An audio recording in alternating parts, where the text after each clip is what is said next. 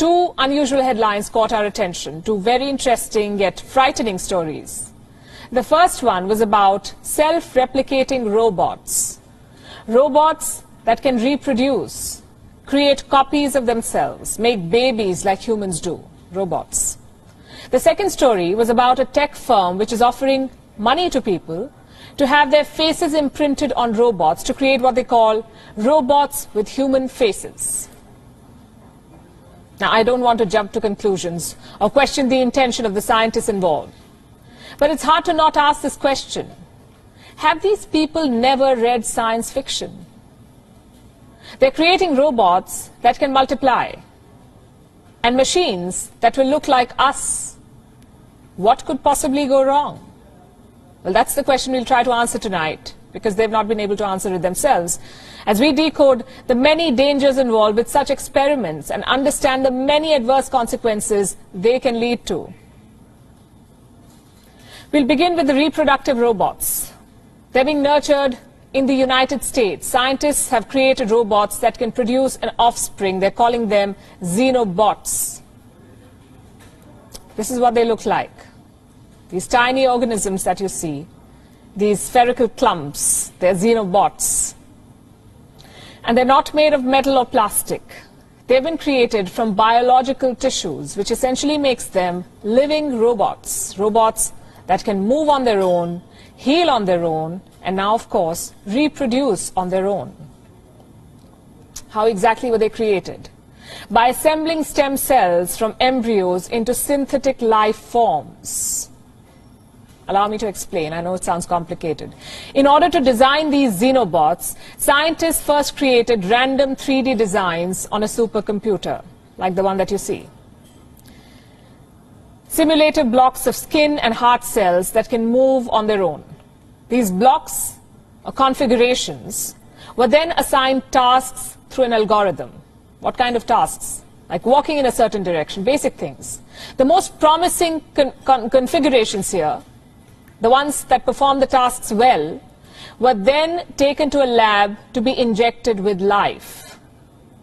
Life taken from African clawed frogs. These toads that you see, they're the source of life in Xenobots. This species is found in sub-Saharan Africa. It can regenerate its skin when wounded. So this is what scientists did.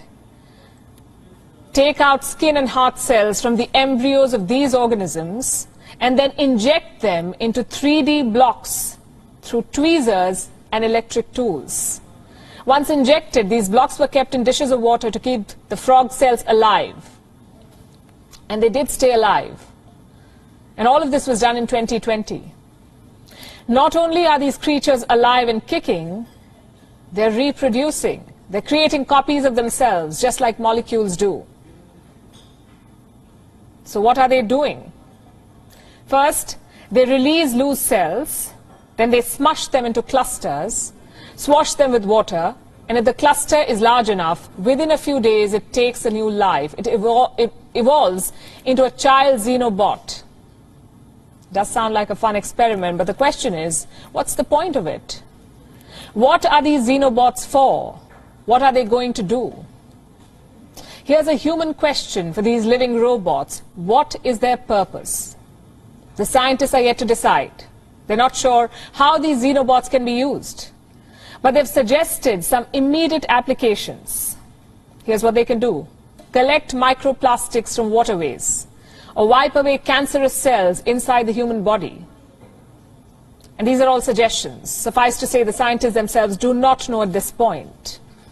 Now consider this. Right now, these organisms are reproducing. Tomorrow, they could grow nervous systems, develop a cognitive ability, take decisions on their own. And if you've seen science fiction films, you'd probably know how this ends. Not well. We're creating independent life from animal tissue.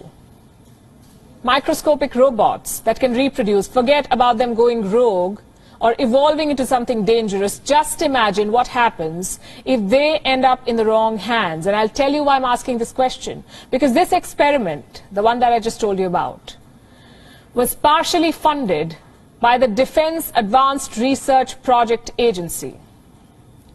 It's a federal American agency that oversees technological innovation for military use. Need I explain further? The involvement of the military in such a scientific project does not inspire trust. Neither does imprinting human faces on robots. Not a good idea. And that's another thing we want to discuss. A tech firm is gearing up to launch a new line of human-looking robots.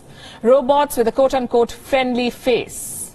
The name of the tech firm is PromoBot, and no, it doesn't plan to generate these friendly faces through computers. They're looking for actual humans to lend their facial features for these machines. What do you get in return? 200,000 US dollars. That's the amount of money they're offering, the company is offering. It says it is open for applications from all races and genders. But the applicant must be above 25 years of age. What will happen once your application is selected, if it is selected?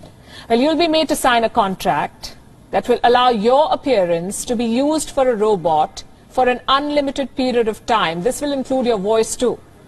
The applicants will be made to record 100 hours of speech material to make a robot not just look like you, but also sound like you.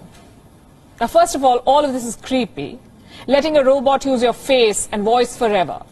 It's almost like giving away your identity to a machine, letting a company do whatever they want to do with your face and voice.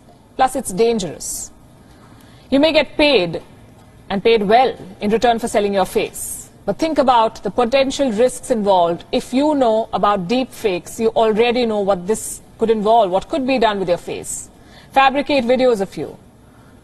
Use your face to commit a crime. Use your voice to intimidate someone. I'm not saying this company is going to do it, but think of the possibilities.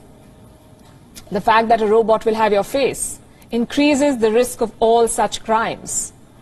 So let me say this, making robots look like humans, enabling them to reproduce, may have some profound outcomes for science. It could even benefit mankind. But there's a bigger chance of it spelling doom.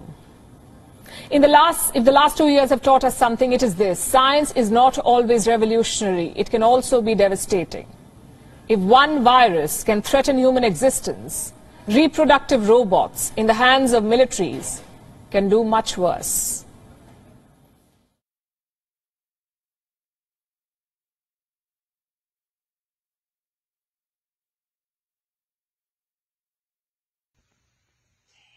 Look at it. Yes. Oh my God. Oh my God, it's jumping. Oh my God, what is that? That's the bottom of his mouth. Oh my God. Is it going to do it again? He's going to talk again. What the hell?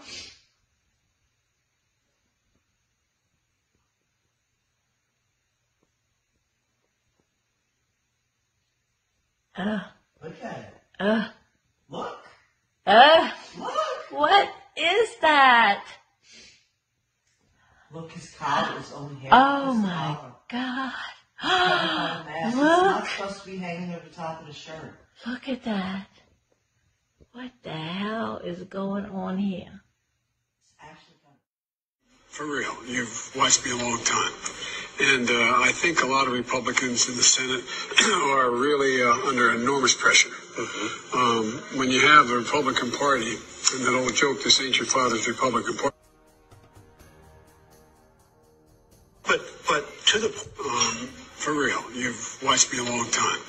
And I think a lot of Republicans in the Senate are really under enormous pressure. When you have the Republican Party, and that old joke, this ain't your father's Republican Party.